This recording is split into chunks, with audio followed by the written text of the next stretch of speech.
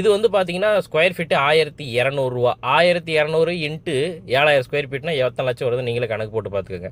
So அந்த அளவுக்கு நல்ல ஒரு ப்ரீமியமான 100 வருஷம் வாரண்டி ரூஃபிங் வந்து நம்ம பண்ணி கொடுத்துருக்கோம். இங்கே என்னடா இது 1200 சொல்கிறாங்களே நினைக்க வேண்டாம். 1200 2 மாடி கட்டிடலாம் தான், நான் இல்லைன்னு சொல்லலை. ஆனால் அப்படி இருந்துமே இந்த மாதிரி ரூப்பிங் போடுறது இவ்வளோ காஸ்ட்லியெல்லாம் போட முடியும் அப்படிங்கிறதுக்கு இது ஒரு எடுத்துக்காட்டு. அப்படி என்ன இதில் சிறப்பம்சம் இருக்குது நீங்கள் கேட்டிங்கன்னா, இந்த ஓடு வந்து பார்த்தீங்கன்னா போர்ச்சுகல் இம்போர்ட்டட் ஓடு. இந்த ஓடை தயாரிக்கிற மிஷினே பார்த்தீங்கன்னா 300 கோடி ரூபா அந்த மிஷினு. ஏன் அங்கேருந்து இந்த ஓடு வருது, அதில் என்ன சிறப்பம்சம்னு பார்த்தீங்கன்னா, இந்த நம்ம இந்தியாவில் தயாரிக்கிற கிரேட்டைல் இருக்குது பார்த்தீங்களா, அதை வந்து 3 டைம் வந்து அரைப்பாங்க. அரைச்சி அந்த பவுடர் பண்ணி நமக்கு வந்து 2 செஞ்சு கொடுப்பாங்க ஓடா. ஆனால் அந்த போர்ச்சுகல் ஓடு பார்த்தீங்கன்னா 8 டைம் வந்து அரைப்பாங்க.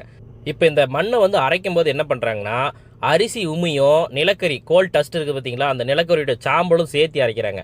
அப்படி அரைச்சிட்டு 500லேருந்து 600 டிகிரி செல்சியஸுக்கு வந்து இது வந்து வெப்பநிலைக்கு வந்து உட்படுத்துகிறாங்க. ஏதாவது மிஷின்லேயே உள்ளே வேக வைக்கிறாங்க. அவ்வளோ ஹீட் பண்ணுறதுனால இது மண்ணோடு தாங்க. ஆனால் வந்து பயங்கர ஸ்ட்ராங் ஆகுது. நானே எக்ஸ்பெக்டே பண்ணல. அவ்வளோ ஒரு நல்ல ஒரு ஸ்ட்ராங்கான ஓடு. ஏறி நின்று எகிரி குதிச்சா கூட உடையாது. ரொம்ப ரொம்ப ரொம்ப ஸ்ட்ராங்கான ஓடு. அதே மாதிரி 500-600 டிகிரி செல்சியஸில் வந்து பார்த்தீங்கன்னா அதை வேக வச்சு அதுக்கப்புறம் ஹெச்கேசல்னு ஒரு மோல்டு இருக்குது. அது வந்து டெக்னிக்கலாக இருக்கிறவங்களுக்கு தெரியும். ஹெச்கேசல் மோல்டு பார்த்தீங்கன்னா ஒரு காஸ்ட்லியான மோல்டு. அதில் வச்சு தான் இந்த ரூஃபிங் இந்த ஓடை வந்து தயாரிக்கிறாங்க. அப்படி தயாரிக்கும் போது பார்த்தீங்கன்னா இது நல்ல ஒரு ஃபினிஷிங்கில் வந்துடுது. இங்கே வந்து பார்த்தீங்கன்னா இது இம்போர்ட்டட், பக்கா இம்போர்ட்டட் ஓடு. இதில் வந்து செகண்ட் குவாலிட்டி கிடையாது. ஒருவேளை பிசிறு தட்டுச்சு அதில் ஏதாவது ஒரு ஸ்கிராப் வருது அப்படின்னா அதை அங்கேயே போட்டு உடச்சிருவாங்க. ஸோ நொறுக்கிடுவாங்க. அதனால் வந்து இங்கே இம்போர்ட் ஆகிற, இந்தியாவுக்கு நம்ம இம்போர்ட் ஆகி வர ஓடு எதுவுமே செகண்ட் குவாலிட்டி ஓடு கிடையாது. ஸோ அதில் வந்து மாற்றமே இல்லை. அடுத்தது பார்த்தீங்கன்னா இதில் வந்து ஃபங்கர்ஸு பிடிக்காது, ஓடு பொரியாது. அதாவது வந்து மழை பெஞ்சா அந்த கரையை பார்த்தீங்களா, மண்ணோடு கொஞ்சம் கொஞ்சமாக கரையும் பார்த்தீங்களா, அதெல்லாம் ஆகாது. நம்ம பார்த்தீங்கன்னா 25 வருஷம் 30 வருஷம் வாரண்டி வரைக்குமே நம்ம ரூஃபிங் இது வரைக்கும் போட்டுட்டு இருந்தோம். இப்போ இது ஒரு டேர்னிங் பாயிண்ட். இப்போ 100 வருஷம் வாரண்டி தரேன் இந்த ரூஃபிங்க்கு. நான் அஃபீஷியலாக தரேன். தமிழ்நாட்டில் இந்தியாவிலே யாரும் அதை கொடுக்கவே முடியாது. ஃபார் எக்ஸாம்பிளுக்கு ஒரு 30 கிலோ ஷெட்டு எங்களுக்கு ஆர்டர் கொடுக்குன்னு வச்சுக்கோங்களேன். அது வந்து 600 ஸ்கொயர் ஃபீட்டு.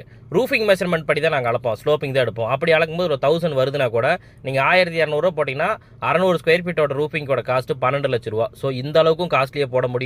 இவ்வளோ குவாலிட்டியாக போகிறதுக்கு ரூஃபிங் இருக்கவும் செய்யுது. ஸோ அதனால் காங்கிரீட்டுக்கு ஒப்பீடு வந்து இந்த கேரளா மாடல் ரூஃபிங் வந்து நீங்கள் வந்து எடுத்துகிட்டு போகாதீங்க. நாங்கள் வந்து டிஃப்ரெண்ட்டாக பண்ணுறோம். இப்படிலாம் இருக்குது, இப்படிலாம் பண்ண முடியும்னு. இப்போ இந்த பங்களா பாருங்கள் எப்படி இருக்குதுன்ட்டு. ஸோ இந்த லுக் வந்து பார்த்தீங்கன்னா நீங்கள் என்ன தான் காங்கிரீட்டு போட்டு இழுத்தாலும் வராது. அந்த ஓடு அங்கே ஒட்டணும். அந்த ஓடு ஒட்டின பின்னாடி எத்தனை வீட்டுக்கார் நீங்கள் எவ்வளோ ஒரு வீடு கட்டிருக்கிறீங்க, அந்த வீட்டில் வந்து பார்த்தீங்கன்னா மேலே எல்லாமே ஓடு ஒட்டுவீங்க. எத்தனை நாளைக்கு அந்த ஓடு ஸ்ட்ராங்காக இருக்குது, நிற்கிது, பிடிக்குது எல்லாமே